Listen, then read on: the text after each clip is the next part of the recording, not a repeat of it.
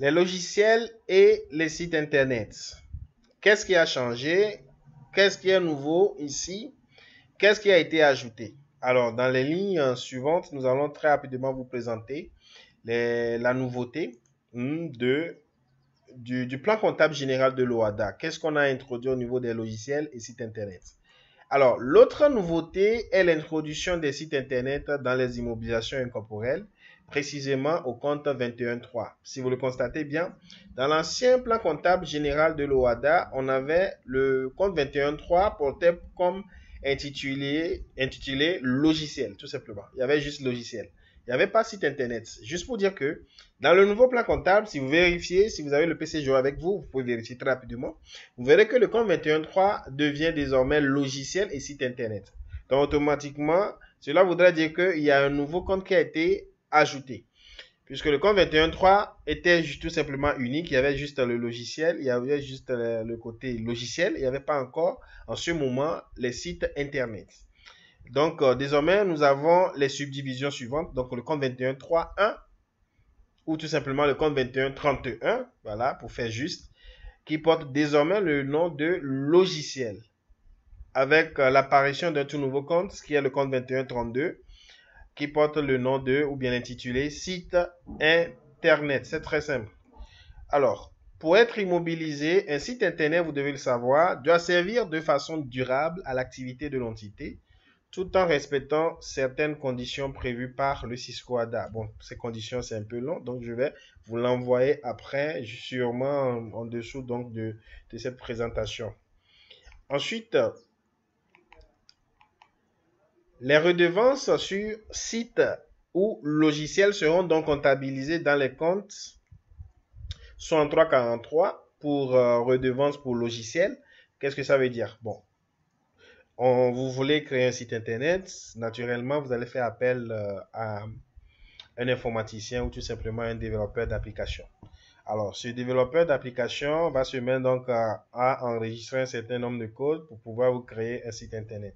Alors, lorsqu'il va vous créer ce site internet n'est pas gratuit. Vous allez payer quand même une somme.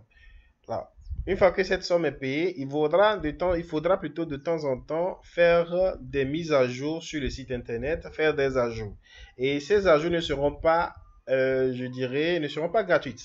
Il va falloir payer une redevance. Donc, ces redevances que vous aurez à payer mensuellement seront donc enregistrées dans le compte 6343, car étant une sorte de prestation de service. Donc, le compte 63, c'est prestation de service. Donc, vous le mettez dans le compte 6343 lorsqu'il s'agit d'une redevance pour logiciel et dans le compte 6345 lorsqu'il s'agit des redevances pour site internet. De même, si vous avez par exemple un site internet de vente en ligne, cela voudrait dire automatiquement que vous gagnez de l'argent à partir de votre site internet. Alors le chiffre d'affaires réalisé via les sites d'e-commerce est à comptabiliser dans les nouveaux comptes 70-15 lorsqu'il s'agit d'une marchandise par exemple que vous avez vendue sur internet, ou le compte 70 et 70-25 lorsque vous vendez des produits finis sur internet, le compte 70-35 lorsque vous vendez des produits intermédiaires sur internet, le compte 70-45 lorsque vous vendez des produits résiduels sur internet, le compte 70-55 lorsque vous facturez des travaux sur internet. Et pour terminer, le compte 70-65, déjà le 70-6, vous savez que c'est prestation de service ou service vendu tout simplement. Donc, le compte 70-65, lorsque vous vendez des services sur internet, un peu comme mon cas, où vous allez venir vous faire former en ligne chez nous. Dans ma comptabilité, je le mettrai tout simplement dans 70-65 parce que c'est une prestation de service. La formation est une prestation de service. Nous ne vendons rien. La seule chose que nous vendons, c'est des services, en fait. Donc, c'est de la propriété intellectuelle. Donc, c'est un peu ça. Donc, quand vous vendez des marchandises en ligne, un peu comme les sites de vente en ligne où vous laissez les photos, les images de vos produits, et les gens vous contactent à distance, vous les envoyez les produits par après paiement bien entendu.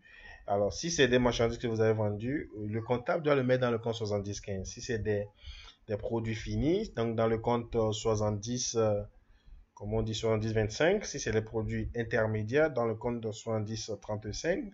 Si ça y est des produits, des travaux facturés, donc dans le 70-55. Et les services vendus dans le 70-65 si ces opérations ont été effectuées à distance, sur Internet ou en ligne tout simplement. Donc voilà. Je vais m'arrêter là pour cette vidéo. Je viendrai dans la nouvelle vidéo pour vous parler des terrains et des matériels, c'est-à-dire terrains et matériels, sans oublier bien entendu les comptes tiers. Donc à tout à l'heure.